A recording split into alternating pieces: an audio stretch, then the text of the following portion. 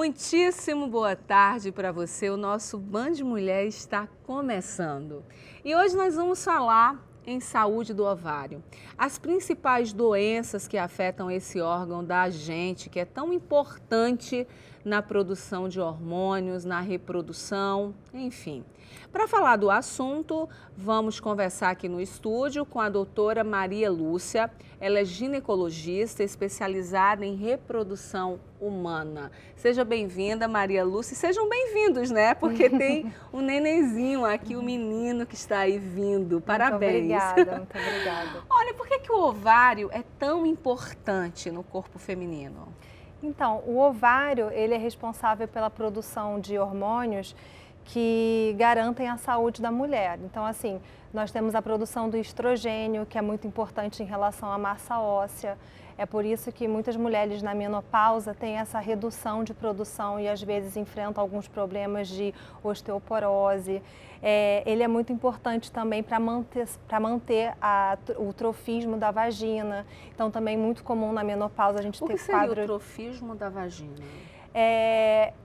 Quando a vagina está atrofiada, ela está com ressecamento, em função dessa diminuição de produção hormonal. E aí você tem uma certa dificuldade na hora da relação sexual, na hora da libido, a libido fica muito diminuída. Então, quando o ovário para de funcionar, há uma redução da produção desses hormônios e todos os sintomas característicos da menopausa começam a aparecer. Como, por exemplo, a diminuição da libido e do trofismo vaginal. A gente pode ir até aqui, para que a gente comente e mostre, né, um pouquinho da imagem do nosso ovário, explique como funciona. Temos aqui, por favor, doutora, cuidado aqui. Nós temos aqui a imagem de um ovário saudável, né, funcionando perfeitamente bem. Vamos explicar?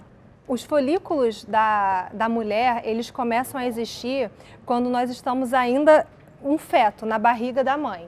Então, com 4, 5 meses de idade, existem esses folículos que são mais ou menos numa quantidade de 6, 7 milhões.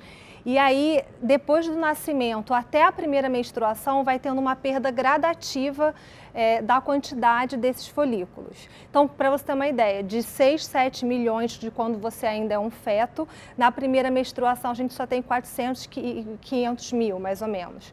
E aí, toda vez que a mulher menstrua, vários ficam atrésicos, né, se perdem, e a gente recruta só um para crescer, que é o folículo que pode gerar um neném. E o que é a menopausa? É quando esse pool inicial de 400, 500 mil folículos diminuíram e a gente tem uma quantidade mais ou menos de 1000 folículos e aí o ovário já não consegue funcionar bem, porque houve uma diminuição não só na quantidade como na qualidade. E toda a produção hormonal da mulher nesse momento fica deficiente.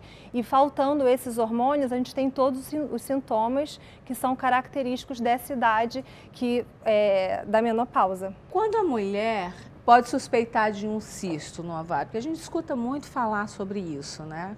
Quando suspeitar, doutora? Quando você tem um cisto único, você pode ter um quadro de irregularidade menstrual, uma pessoa que não está menstruando todo mês, ou você pode ter uma síndrome chamada ovário policístico. Essa síndrome, você fecha o diagnóstico quando você tem algum dos sintomas, que é a presença de pelo menos 20 folículos em um ovário, essa aqui.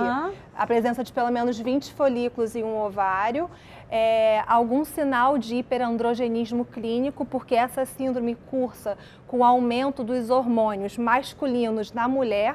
Então, você tem um aumento dos hormônios androgênios, da testosterona. O que isso pode causar para a mulher? Muito pelo, né? Uma virilização. Então, a gente tem o hirsutismo, que é o que se chama de um crescimento exagerado de pelos masculinos na mulher. Então, começa a dar bigode, aumento de pelos nas axilas, ou alopécia, que é quando a mulher tem pouco cabelo aqui na frente. É um quadro também que cursa com resistência insulínica, e aí você pode ter a acantose nigricans, que é uma mancha um pouco mais escura em regiões de dobra, como a axila.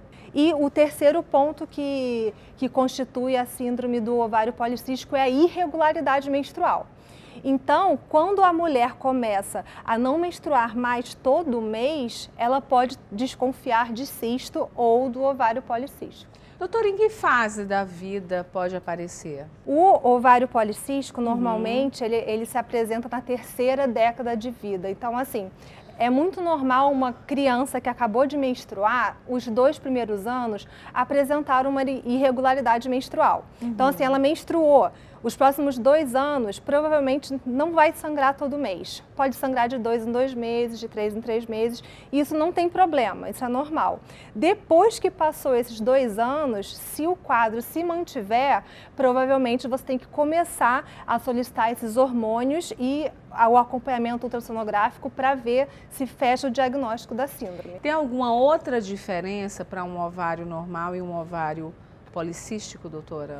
Não, apenas o tamanho, né, o volume e essa imagem ultrassonográfica mesmo. Acaba que a pessoa com ovário policístico tem muito mais folículos e como ela é anovuladora, ou seja, ela não ovula todo mês, por isso que ela tem a irregularidade menstrual, ela pode vir a apresentar uma certa dificuldade de engravidar. Com relação à aparência, esse tipo de patologia dá alguma coisa diferente, por exemplo, no nosso corpo? Acne, por exemplo? Sim, então essas pacientes portadoras do ovário policístico, é muito comum existir concomitante com a síndrome metabólica. Então são pacientes o aumento dos hormônios androgênicos, além da acne e do excesso de pelo, você tem também uma certa resistência insulínica, então pode ser uma paciente que apresenta sobrepeso, essa dificuldade de engravidar, como eu falei, você pode ter também uma maior predisposição a doenças como hipertensão, diabetes. E o incrível é que, às vezes, nos casos de sobrepeso, se você perde assim 5 quilos ou 10 quilos, você consegue voltar a ciclar. Você perde o quadro de irregularidade menstrual e a paciente volta a menstruar todo mês normalmente. Então tem uma correlação sim com essa questão da síndrome metabólica, né, do aumento do peso. Olha, a gente vai para um rápido intervalo, depois a gente continua essa conversa aqui. Ainda hoje nós vamos dar algumas dicas de como repor os hormônios de uma forma natural ou tentar, né, amenizar todos os efeitos que a falta deles pode causar no nosso organismo. Ainda hoje também tem muita coisa legal aqui no nosso programa para vocês. Não sai daí, a gente volta já.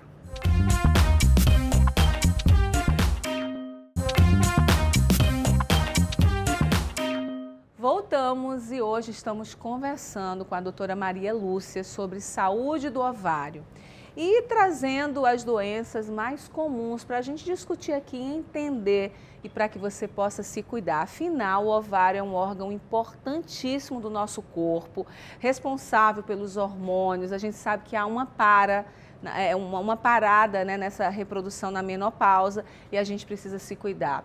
Doutora, a gente tem aqui imagens de um útero inflamado e um ovário inflamado, né? Porque a gente falou agora do ovário policístico, agora a gente tem uma inflamação no ovário. Quais são os sintomas? Quando que o sinal de alerta? A gente sempre fala aqui no programa que é importantíssimo você ficar atenta aos sinais do seu corpo, não se automedicar, né? Tem sempre que buscar em qualquer sintoma de dor, alguma coisa estranha que você estiver sentindo, você procurar um especialista, né? Então, na verdade, uma das atenções básicas à mulher deve ser através do preventivo, né? Que todo ano tem que ser realizado. Esse exame que é para o rastreio do câncer de colo, ele também libera esse espectro de bactérias, né? A vagina ela é colonizada por várias bactérias boas que fazem a defesa desse órgão, mas às vezes você pode ter, por uma baixa de imunidade, a proliferação de bactérias patogênicas.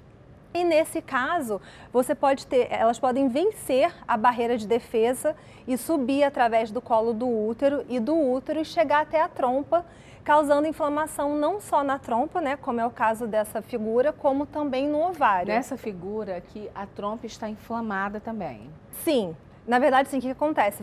Se você comparar um lado com o outro, lado inflamado e o lado não inflamado, você vê esse ovário dali, ele está com um aumento de tamanho, né? Uma coloração um pouco mais avermelhada e a trompa está um pouco mais espessada. E assim, se começar a acumular muito pus nesses lugares, em último caso, se faz até necessário uma intervenção cirúrgica para fazer uma lavagem mesmo da cavidade. Mas, doutora, a partir do momento que começa, né? Sempre tem um iniciozinho de algum problema de saúde, né? Se iniciou uma inflamaçãozinha ali. Até chegar a um grau que tenha pus e necessite fazer uma cirurgia ou hospitalizar, quanto tempo a mulher aguenta? Ou ela não tem sintomas, por isso que vai ficando? Como que é isso? Aí depende muito do quanto cada pessoa, do limiar de dor de cada pessoa, né? Porque assim, às vezes, quando a infecção é muito grave, ela te causa muita febre, você tem uma queda do estado geral importante, então você vai ter uma sintomatologia muito rica, então difícil você não perceber. Mas para outras pessoas não, né? Assim, você pode ter esses sintomas e a pessoa continua trabalhando, continua vivendo, continua normal, e aí no momento que ela chega no hospital, já está avançado demais, já está grave demais. E aí, às vezes, não dá nem tempo de fazer um tratamento ambulatorial. A hospitalização se torna necessária ou a intervenção cirúrgica. Para ir para a cirurgia, impressionante. Alguns sintomas, né, são parecidos com os sintomas da endometriose. Como não confundir, doutora? Na endometriose, em particular, tem um transporte alterado, que o tecido de dentro do útero, do endométrio, ele não vai necessariamente só para baixo, ele vai para outros lugares, é como se fosse uma menstruação retrógrada. Então ela pode ir para a trompa, ela pode ir para o ovário, ela pode ir para a cavidade abdominal.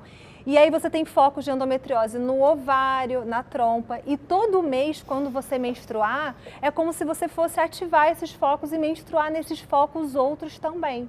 Então a endometriose, ela é bem diferente da doença inflamatória pélvica. Ela vai cursar mais com muita dor durante o período menstrual, sintomas gastrointestinais durante o período menstrual. Você tem uma dor durante a relação sexual, que é o que a gente chama de dispareunia, e até infertilidade. Então, ela é um quadro recorrente, mensal. Se você menstrua todo mês, você vai ter. A doença inflamatória pélvica, não. Ela é um quadro assim, ímpar, que você tem um quadro de dor que vai aumentando gradativamente ou pode chegar de uma forma mais súbita, dependendo da gravidade dos sintomas, e aí você tem que tratar com antibiótico e resolver. A endometriose é mais crônica, não é tão aguda como a doença inflamatória pélvica. Agora a gente vai falar, porque é necessário, do câncer de ovário. Vamos explicar? A gente tem uma imagem aqui, doutora. O câncer de ovário, ele é uma doença de um diagnóstico um pouco mais difícil, porque, de um modo geral, os exames de imagem que existem para fazer o diagnóstico do câncer de ovário são a ultrassonografia transvaginal com Doppler, a tomografia computadorizada e a ressonância magnética. Também, para complementar esse diagnóstico, você pode pedir alguns marcadores tumorais no sangue.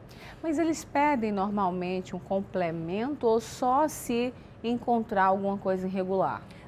Não faz parte da rotina ginecológica, em função da raridade, não é tão frequente. Então, como prevenir, doutora? Porque não é um câncer muito comum, é isso? Tem não é um câncer... Já temos um percentual de mulheres afetadas com câncer de ovário ou não? Então, esse percentual é baixo. Por exemplo, em comparação com o câncer do colo de útero, você tem uma política muito forte do Ministério da Saúde para fazer o Papa Nicolau anual, porque é um exame de fácil rastreio e com uma incidência maior do que o câncer de ovário.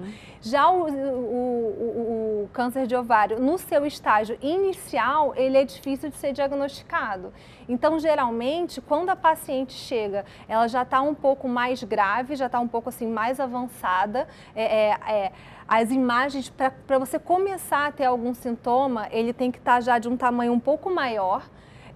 Não é, por exemplo, o câncer da mama, que às vezes você palpa uma lesão bem pequenininha e já pode ser o início. Não, o ovário não. Então, quando é descoberto o câncer no ovário, ele já está em um estado mais avançado? De um modo geral, de cura sim. desse câncer? Aí, o câncer de ovário, ele tem, assim, diversos tipos de câncer, cada um com seu estadiamento. O tratamento do câncer de ovário é... Aí depende do estadiamento. Quais são os órgãos que já foram... se já foram acometidos, né? Se tem órgãos perto que foram acometidos, as trompas. Então, às vezes, o estadiamento do câncer de ovário, ele é mais bem feito cirurgicamente. Então, quando você abre e procura implantes em outros órgãos, e aí você faz um estadiamento de acordo com o tamanho, outros órgãos acometidos, e aí você vê se vai fazer quimio ou radioterapia. Nós vamos para um intervalo rápido. No próximo bloco nós vamos falar em beleza e nutrição e dar algumas dicas sobre como fazer reposição hormonal de uma forma natural. Ainda hoje tem ação social. Nós vamos conhecer um projeto que cuida de crianças e adolescentes com câncer, dando a eles qualidade de vida. É o Instituto Ronald McDonald que vai estar aqui no programa para a gente conhecer esse trabalho muito lindo. Não sai daí, a gente volta já.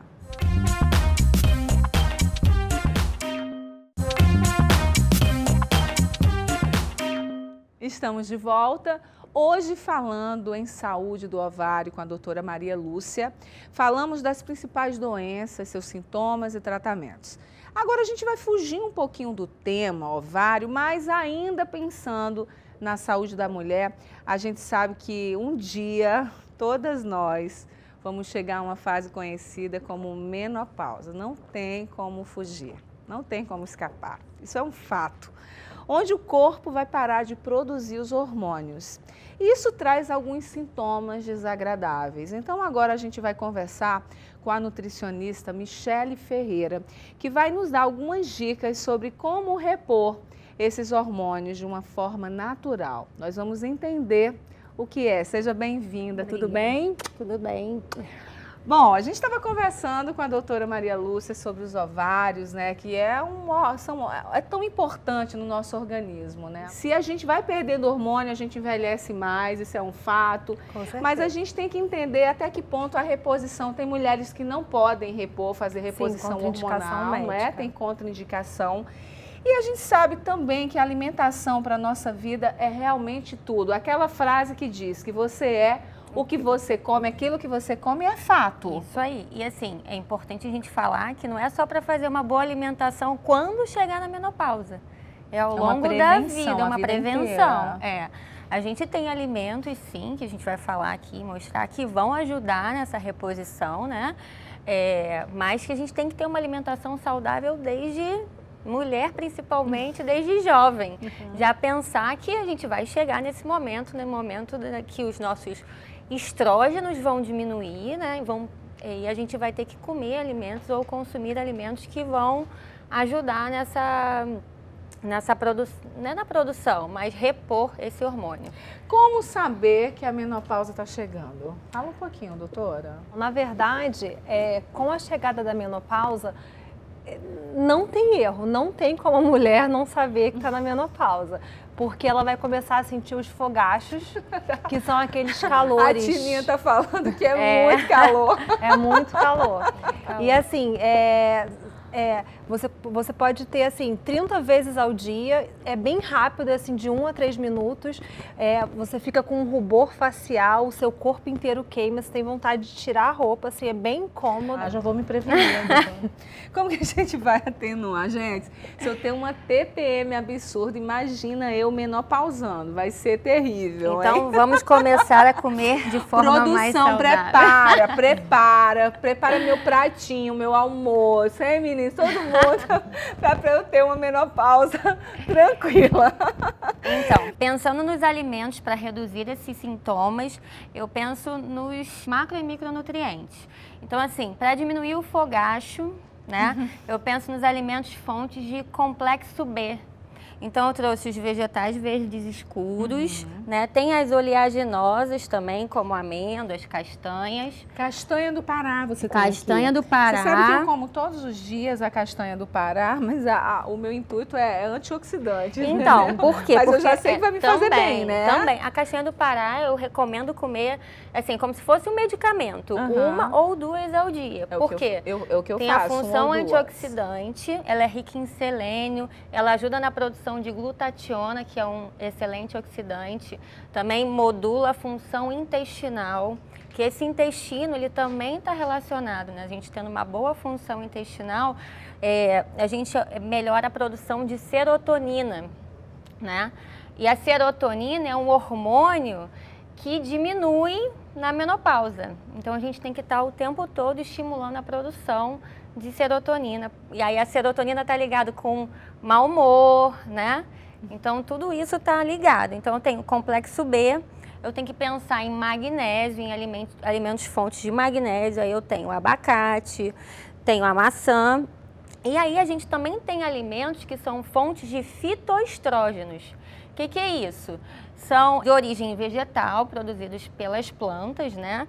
E aí eu trouxe 3. Eu trouxe a soja, a linhaça e o broto de alfafa. Então, são alimentos fontes de fitoestrógenos. E qual é, assim, eles têm a função dele é ter a função parecida com o estrogênio na mulher, porque eles são estrogênios da planta. Entendeu? Então, assim, a gente já tem a ideia de que ele vai fazer ter essa função. Então, da soja, né, que é um alimento que eu peço para ter cuidado. Comer muita soja? Não. Porque a gente sabe que soja é natural, tá, mas quais são os cuidados? Então, os cuidados é na infância, né, evitar o consumo, porque o consumo pode estimular a produção de muito estrogênio e pelo fato dela ser transgênica. Agora você fez um mingau, não é isso? Pra gente? Para que serve uma modulação hormonal, é isso? Então, porque pensando em modular o sono, que o sono também é importante. Vai embora, né? Vai embora. Aí eu usei alimentos que são fontes que ajudam na produção de melatonina. Vou tomar esse mingau sempre, gente, porque eu tenho muito isso. Vamos lá, vou aprender esse mingau. Toda noite na minha casa vai ter isso, vamos ver. Então, galera, hoje eu vou preparar um mingau, tá? Um mingau que ele cai muito bem à noite, na ceia. Por quê? Porque a intenção desse mingau é modular o cortisol, que é o hormônio do estresse. Quando a gente consegue modular esse cortisol, usando esses alimentos aqui que são ricos em melatonina, né, que é o hormônio do sono, a gente consegue aumentar a melatonina, melhorar a qualidade do sono, aumentar a serotonina, que é o hormônio do prazer, ter uma boa produção de GH à noite e ainda ativar hormônios metabólicos, né, como o T3, T4. Então, hoje eu vou usar uma xícara de leite de amêndoas, 2 colheres de sopa de aveia e uma banana amassada. Aqui eu coloquei xilitol, né, que é um adoçante natural, e canela em pó. Adicionei todos os ingredientes na panela, né? Vou mexer aqui até ferver e ficar no ponto que eu gosto de comer o mingau. Bom, meu mingau ficou pronto, né? Eu finalizei ele com canela e ainda coloquei umas amêndoas aqui, umas lasquinhas de amêndoas para dar uma crocância. E essa é a dica, é uma ótima opção de modular os seus hormônios na parte da noite para que você tenha uma boa qualidade no seu sono e acorde bem no dia seguinte, porque dormir é muito importante também na parte de modulação hormonal. Que delícia, adorei a receita, né? Que gostoso. Ótimo. Olha, Gostoso é. Não, é importante falar também que não só para menopausa, né? Às vezes na falência ovariana prematura, às vezes uma mulher com 30 anos pode parar de menstruar, a produção de estrogênio dela cai e o que acontece? O estrogênio é o hormônio responsável pela proteção da massa óssea. Então esse público tem que aumentar a ingestão de cálcio para não ter problemas como osteoporose no futuro. E aí, como fonte de cálcio, além dos vegetais verdes escuros, eu tenho o iogurte, né? Não trouxe aqui, mas carne magra, as proteínas, na verdade. Queijo. Com relação à proteína, por exemplo, queijo, leite, a gente escuta muito falar que você não pode consumir muito. Isso é mito, verdade? Ou pode, deve consumir? Então, tem que consumir. Né? Acho que dentro de uma refeição a gente precisa de todos os macronutrientes e micronutrientes. Eu vou me consultando aqui o tempo inteiro também, tá? Deixa eu te explicar por quê. Porque, gente, na minha casa pode faltar qualquer coisa, menos queijo. Eu amo queijo. Então, queijo é fonte de proteína. Pode. Principalmente para manutenção da massa muscular. Na menopausa, a tendência dessa massa muscular diminuir, né? Então, assim, tem que ter o consumo de proteína, sim. Né? Agora, para hipertrofia, quando a pessoa está fazendo atividade, que é hipertrofia, a gente tem que dar proteína. Então, não tem isso. Não tem dieta sem proteína, não tem dieta sem zero carboidrato, né? Não tem dieta zero gordura, tem que ter um equilíbrio. Essa coisa da gordura animal, gordura vegetal, então animal pode estar liberado? Pode, a gente tem que ter cuidado com as gorduras saturadas, né? Fritura, mas assim, a gordura de um queijo, os queijos que são feitos de leite fresco são de melhores qualidades, como o queijo, o Minas Padrão. O Minas Padrão é um queijo amarelo e ele é um queijo bom. Não, e vamos combinar, o queijo amarelo é mais gostoso? Mas isso é fato, tem que ser tem mais sincera, né? Tem mais gordura, mas é mais gostoso. Então, assim, o iogurte, ele também, para preparar o iogurte, a gente usa lactobacilos. E hoje a gente tem a ideia de que a saúde intestinal, né, a gente precisa tanto a gente ter uma microbiota saudável, a gente ter lactobacilos, a gente ter uma alimentação rica em fibra, isso tudo traz saúde. Né? Agora, e tem a ver com a produção de hormônios também. É tipo kombucha? Você faz o seu iogurte em casa? Não, eu não faço meu kombucha em casa. Eu ainda não tenho esse. Nossa, eu tinha kombucha e os meus morreram. Mas Então, o kombucha, o kefir. É muito difícil, né? Assim, você tem que alimentar todo dia. Exatamente. É muito sensível. É verdade, muito sensível. Se passa 2 dias, dá fungo e o cheiro é trabalhoso, né? É trabalhoso, mas é super saudável. Super saudável. Né? Você consegue hoje já comprar prontos, tem marcas, a gente consegue no mercado já comprar kombucha, a gente já consegue comprar kefir, né? Mas o próprio iogurte natural. Você pode comprar o natural, né? O natural, porque o que a gente tem que olhar na questão do iogurte? É que quanto mais ingrediente ele tiver, pior ele é. Então, assim, esse aqui é um iogurte natural. Se eu quero dar um sabor para ele, eu posso misturar ele com mel, eu posso bater com uma fruta, né? Ou usar um adoçante natural. Eu gosto muito de usar cacau, canela, que tem propriedades funcionais importantes na alimentação. Ok, agora a gente está falando aqui de saúde, temos uma médica, uma nutricionista, e a gente sabe que a medicina oriental também traz uma proposta de reposição hormonal através de alguns chás e afirma que funciona. A gente vai assistir agora um vídeo, vamos lá. Para você, mulher, que está com terríveis sintomas e que só vive irritada e estressada, pode estar fazendo o uso de um chazinho das folhas de maracujá. O que você vai precisar? 4 folhas secas e meio litro de água. Você vai colocar a água para ferver com as folhas dentro, a panela tampada e fogo baixo. Quando começar a ferver, você deixa por mais 3 minutos com a panela tampada. Passados 3 minutos, você desliga o fogo, continua com a panela tampada e deixa aí descansando por mais 15 minutos. Passaram os 15 minutos, agora eu vou coar e esperar amornar. Quando amornar, o chá já está pronto para uso. Você pode tomar até 3 por dia, se tiver com muitos sintomas, ou 2 vezes, uma pela manhã e outra no final do dia, antes de dormir. Também adoro chá. Eu acho que o chá calma. Chá é ótimo. Chá é ótimo. Antes de noite, dormir. chega em casa, um dia agitado. O ritual, né? Coloca uma música, um incensinho, né? Aquele banho com calma, faz um chazinho antes de dormir. Gente, é maravilhoso, né? Tem uma receitinha boa de chá para dormir. É folha de melissa, maracujá, mulungu e erva doce. Fica bom e ajuda. E ótimo para dormir. Olha, eu quero te agradecer pela participação aqui no nosso Band Mulher. Você quiser rever o programa de hoje, né? A gente falou tantas coisas interessantes para a nossa saúde, para que você possa se cuidar.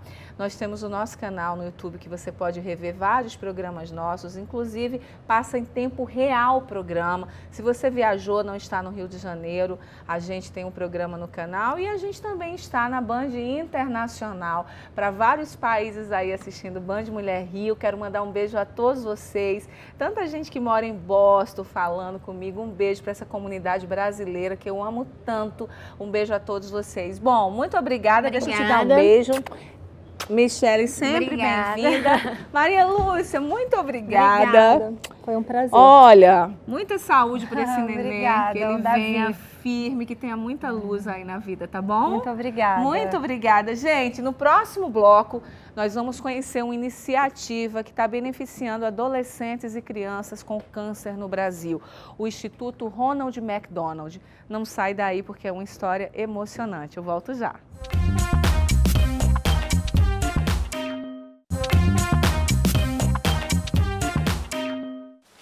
Quando a médica deu o diagnóstico, ela falou, você tem alguma dúvida, Eduardo? Aí ele foi perguntar, eu vou morrer? E eu não queria nem ouvir a resposta, porque eu já, dentro de mim, eu sabia da resposta, era assim. Então você vai passando por vários médicos. Para o Eduardo nós passamos, acho que por 18. E eu não sabia mais o que fazer. Falei, alguém me ajuda, porque eu estou perdendo meu filho. Aí a gente recebeu o diagnóstico de que ele tinha leucemia linfoblástica aguda em 67% do sangue dele.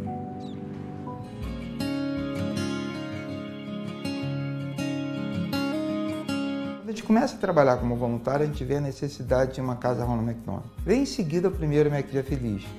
Começa a se namorar, a trazer o conceito da casa Ronald McDonald para o Brasil.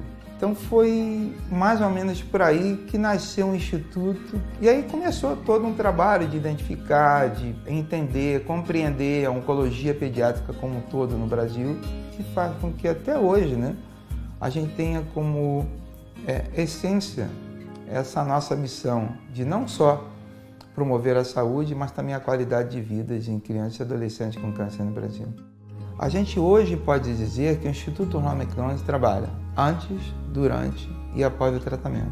Antes do tratamento com o programa de diagnóstico precoce. Durante e após, com o programa de atenção integral, e a gente tem bons resultados que indicam que nós estamos no caminho certo. Eu estava sozinha aqui no Rio com meu marido. Pra gente foi surreal, porque a gente veio para passar umas férias. A gente não tinha vindo para isso. Foi quando a assistente social indicou a casa de apoio. E eu fui. Só que na minha cabeça eu vou encontrar um monte de criança doente, mal, morrendo. E aí quando eu entrei na casa, o que eu vi não foi nada disso. Quando a gente fez esse programa da escola, né, que era para ela não perder o currículo, o ano dela, durante o momento que tivesse tratamento. E o mais importante que a gente encontrou uma vez uma criança falando foi que, puxa, se eles estão investindo na minha educação, na escola, sinal de que eu não vou morrer. Eu acho que o Instituto mudou a história da oncologia pediátrica no Brasil. É uma história que a gente pode contar antes e depois. Então hoje, Eduardo, a médica falou que eu poderia comemorar como curado. Tudo que a gente puder fazer pela criança e adolescente com câncer, eu vou fazer e o Instituto vai fazer. Para falar sobre esse projeto maravilhoso, eu recebo aqui no estúdio a Sônia Neves, que é presidente voluntária da Casa Ronald. A gente está chorando. É difícil. Não tem como, gente, desculpa, nós somos humanas, né? E não tem como não se emocionar, porque a gente vê histórias bem-sucedidas e eu fico muito emocionada e, ao mesmo tempo, assim, com admiração muito profunda por você, porque esse senhor que estava falando no vídeo é o seu esposo, o Marquinhos era seu filho, e o Marquinhos, infelizmente, não conseguiu vencer o câncer. E o que mais me deixa assim tão emocionada é o fato de você ter transformado, porque tantas pessoas, elas, que é natural, né? Somos carne, somos humanos, diante de uma dor tão grande, muitas mães, muitos pais não suportam, e daí eles meio que se perdem na vida e começam a se sucumbir. Você, ao contrário disso, você criou forças, buscou forças para hoje ser presidente, né? Eu não consegui falar, a Lúcia, ela é presidente desse instituto, que é o McDonald's. Meu amor, seja bem-vinda. Obrigada, eu que agradeço. Desculpa a minha emoção, mas eu não consegui, mas eu sei. porque eu já li sobre a sua história, eu sabia que as imagens, né, as fotos eram do seu menino. Eu sou mãe de um menino e eu não consigo imaginar o que uma mãe e um pai sente quando a gente sabe que não é nosso, que a gente sabe que não somos eternos aqui, cada um tem seu tempo de vida, mas o natural da vida não deveria ser uma situação dessa, né? Verdade. Um pai ver um filho embora, mas parabéns pelo seu trabalho. Eu que agradeço a oportunidade de falar um pouquinho, né? Ali eu estou vendo até a foto ali do meu outro filho, né? Que ele Você tinha dois esse é o mais velho, eu Tá. perdi o mais novo, tem 29 anos que ele se foi, né? Ele tinha 8 anos. E esse aí, o Carlos, ele foi dos motivos da gente continuar forte, né? Porque a vida continuava. Sim. E a gente tinha que pensar nele também. E o bacana é que ele nos ajudou muito nesse momento. Então, foi complicado, difícil, que nem você falou, perder um filho não é a lei natural, né? Não é. Mas o que aconteceu? Eu me dedicava com muito amor, né? Então tinha alguma coisa que ficou sobrando aqui e que eu achei que eu tinha que fazer alguma coisa para aqueles menos favorecidos, né? Meu marido começou a fazer um trabalho voluntário no INCA e lá a gente viu quantas outras crianças precisavam desse mesmo suporte que eu consegui junto ao meu filho. E aí a gente começou a pensar em criar uma instituição para poder atender essas crianças que precisavam, né, de um local para poder dar continuidade ao tratamento. E aí foi aquela história que o seu Francisco, meu marido, contou ali, né, da importância que isso faz com que a gente tenha certeza que eles vão sair vitoriosos. Nem todos saem, mas a maioria sai porque tem esse conforto, tem todo esse suporte que nós oferecemos para eles não abandonarem o tratamento. Que emocionante ouvir que vocês, a mãe, né, falou que lá vocês têm escolas. Isso. E isso traz aquela segurança de que se vocês investem na escola é porque eles irão ficar bons, eles têm futuro. Isso. A gente trata essas crianças como outras crianças normais, né? Eles precisam de limites, né? A gente não tem que ficar coitadinho, porque aí você cura a doença e cria uma outra doença talvez mais difícil de ser tratada, né? Então, os cuidados, não só com as crianças como as mães, são pensando nisso, né? Na vitória, de que eles vão sair de lá vitoriosos. Então, todo o suporte que a gente puder oferecer... A família também é acompanhada, Também, né? também. A gente cuida da criança, ela fica na casa enquanto ela precisa fazer aquele tratamento, né? Que eu te falei que ele, às vezes, é diário, mas ela deixa uma família para trás, né? Porque a gente não acomoda toda a família, sempre a criança mais um acompanhante e, às vezes, no máximo, mais um, quando a criança tem deficiência física. Mas nós nos preocupamos com o que fica lá. Então, a gente tem outros programas para dar suporte, né? Então, geralmente, a mãe perde o emprego, porque tem que estar ali, tem menos uma fonte de renda, então a gente oferece uma bolsa para garantir que os outros filhos da família, ela pelo menos tenha alimentação garantida. E também nos preocupamos com o imóvel onde ela mora, porque geralmente essas crianças que vêm a nós são de baixa renda, sem condições financeiras e moram em casas não apropriadas para aquela criança que está em tratamento. Porque eles têm a oportunidade de fazer o tratamento e retornar para casa. Só que ela vai para uma casa, às vezes de terra batida, cheia de umidades, então o tratamento ele deixa de surtir efeito porque ele fica com a imunidade baixa e vai para um ambiente que não é o ideal, né? Então a gente cuida dessa casa também. Então, o nosso projeto não é só da hospedagem, né? É de abraçar essa família. Essa família que está passando por um momento extremamente delicado. Exatamente. E na parte emocional também, né? Nós oferecemos condições para que minimize esse sofrimento que a gente sabe, né? Eu que passei por isso, eu sei quanto é importante, que nem ela falou, quando você se preocupa com a mãe, em oferecer suporte emocional, oferecer atividades que diminuam um pouco aquele momento difícil, para que ela possa estar firme, porque nós somos o espelho da criança. Sim. Então a criança tem que me ver fortalecida. Então eu preciso estar fortalecida. Então a gente tem várias atividades para que esse momento dela fique mais tranquilo e ela possa lutar pelo filho dela, né? Como que eles chegam lá? Nós temos convênio com os hospitais, né? Nós temos um contrato mesmo. Então, quando existe alguma criança precisando desse apoio, a assistente social liga, a gente diz se tem vaga ou não, ela faz um encaminhamento com o médico assinando e ela também, e já deixando claro se ela tem alguma necessidade especial, já dizendo quanto tempo ela vai precisar ficar, todo documentado. Aí ela vem, chega na casa e ela é recebida pelos voluntários. E aí ela começa a participar de todas essas atividades.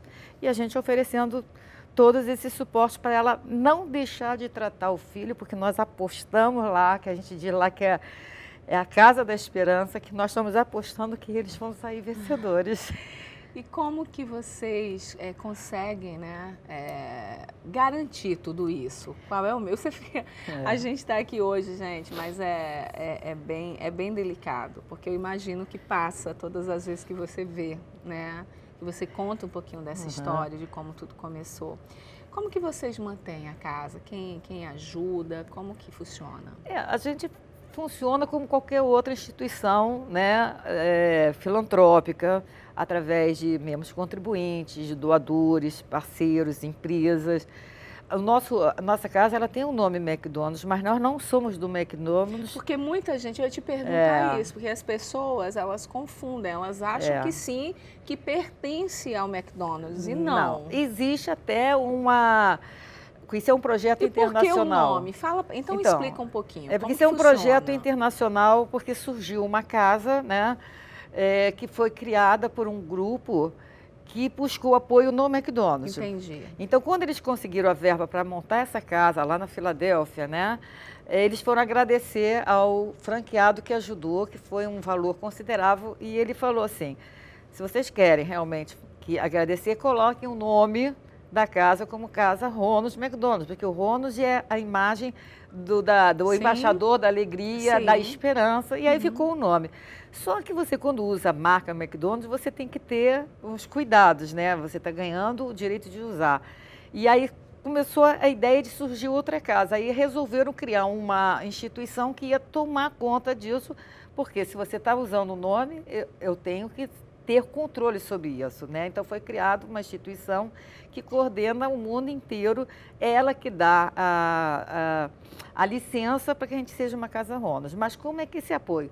Que nem eu falei, que nem essa primeira casa, através de eventos que ocorrem na loja, né? Que nem a gente tem o Mac Dia Feliz uma vez ao ano, e aí a gente coloca como ele sendo o padrinho principal da casa. Mas o padrinho hoje, o que ele faz para o afilhado? Ele dá um bom presente no dia do aniversário. E ao resto do ano, os pais é que têm que correr atrás para bancar as despesas da escola, do médico e tudo. É a mesma coisa.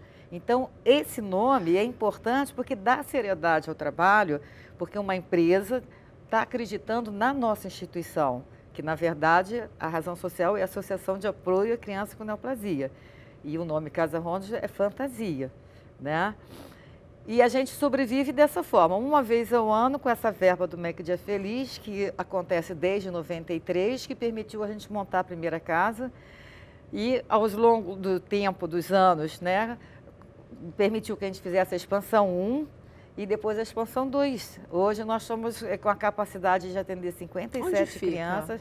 Fica ali no Maracanã, perto da Faculdade Veiga de Almeida. E com essa expansão toda, nossos custos aumentaram, né, consideravelmente, e a gente está buscando outras formas de apoio. A gente não pode contar com essa doação do MEC Dia, que na verdade corresponde a 20%, 25% só do custo total. E como as pessoas podem ajudar? Sim, quem está nos assistindo agora? A gente tem assim os membros contribuintes, eles podem receber um boleto e pagar um valor sem data fixa para pagar. E a gente lançou também um evento agora muito bacana, que a gente está apostando muito que vai dar certo. É uma campanha dos 25 anos da casa, que nós vamos fazer agora em outubro. E a gente lançou uma campanha com os influenciadores, né? Então, a gente vai fazer a campanha das microdoações.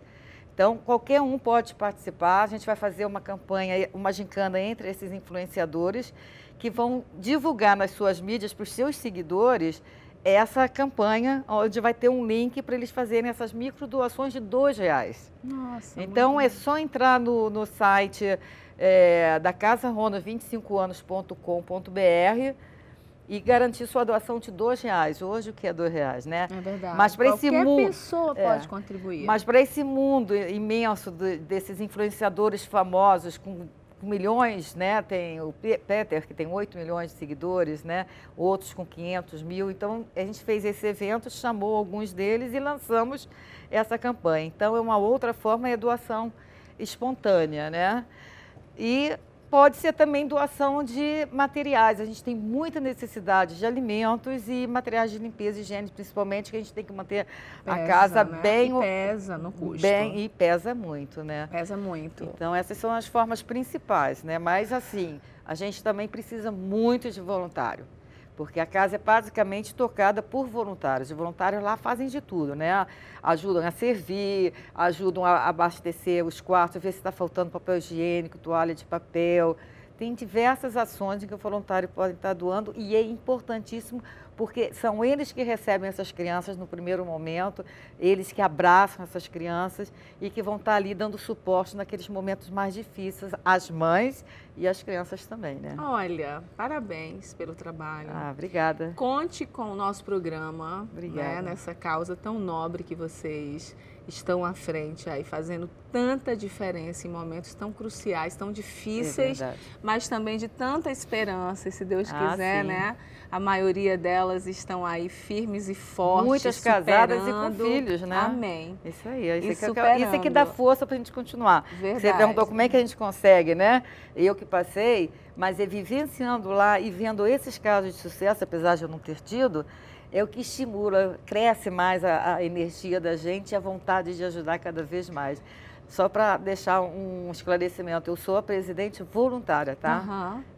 Voluntária, não recebo nada, faço puramente por amor, por paixão. É verdade, estava para eu falar presidente voluntário, mas eu me emocionei tanto, gente, vendo o vídeo e as imagens. Não, mas isso é um orgulho meu, sabe? Eu sei que você é a presidente voluntária, por isso que, assim, eu li um pouquinho da sua história, conheci a história do seu filho, né? Sabia na abertura do programa que era o seu esposo que estava falando. Vi você ali com seus meninos, né, nas fotos, na praia, entre outros momentos. Eu sabia, mas na hora eu me emocionei tanto que acabou que veio a presidente do Instituto, mas presidente voluntário, que faz ainda a sua atitude mais nobre e engrandecedora. O programa está de portas abertas, tá? Muito obrigada. E vocês também ficam lá o convite para ir conhecer de perto. É verdade. Eu sempre falo que é importante conhecer, até porque quando a gente conhece o trabalho e vê a seriedade, que você vai doar, seja tempo como voluntária, ou seja financeiramente, você vai doar com amor e sabendo que esse dinheiro está indo de verdade para uma boa causa. Utilizado lá em cada tijolinho. Exatamente. Eu que fico muito feliz dessa oportunidade de estar falando um pouquinho do nosso trabalho e fica aberta lá o convite para vocês conhecerem. Porque se você se emocionou aqui, você vai se emocionar muito lá, muito mais. Porque apesar deles terem essas deficiências, terem essas dificuldades, você chega lá e vai encontrar criança feliz, criança com vontade de viver. Muito bacana. Muito obrigada. Olha, gente, o Band de Mulher de hoje está ficando por aqui. A gente falou no primeiro e segundo bloco um pouquinho, né? Um pouquinho não, falamos bastante da saúde da mulher, da alimentação para o nosso corpo, quão importante a gente se cuidar, ir ao médico, cuidar da nossa saúde. Verdade. No mínimo, assim, qualquer sintoma que você sinta, não se automedicar. Agora nos emocionamos aqui com o trabalho desse instituto tão sério e com a sua história, né? A gente viu essa história tão linda. E aí eu olhando a foto, né? Aquela foto, os irmãos e o pai na praia, uma foto tão linda que estava ali. Eu fiquei pensando o quanto que a gente tem que dar valor a cada minutinho da nossa vida. A cada minutinho. Verdade. O quanto, não importa se 8, 18, 30, 40, 50 anos você tem o privilégio de conviver com alguém que você ame, mas que você possa fazer desses momentos algo especial. Todos nós temos falhas, todos nós vivemos momentos, muitas vezes a gente, né, se sente com algum problema, ou temos algum problema, relacionamento e convivência é sempre assim, mas a gente nunca deixar para depois, principalmente dizer assim, eu te amo. Isso. Como eu te amo é importante, né? Muito Como bonito. abraçar é importante. Já está comprovado cientificamente que o abraço é capaz de curar. Então abrace as pessoas, ame quem está perto de você, dê valor àquelas pessoas que você tem amor, porque a gente não sabe, tudo é muito efêmero e passageiro e a gente não sabe da vida. Então valorize cada minuto com aquelas pessoas que você ama, para depois, sabe, você guardar os melhores momentos. E é sempre assim, porque o que fica de verdade é isso na vida. Um beijo e amanhã a gente volta nesse mesmo horário com mais Band Mulher só para você. Tchau!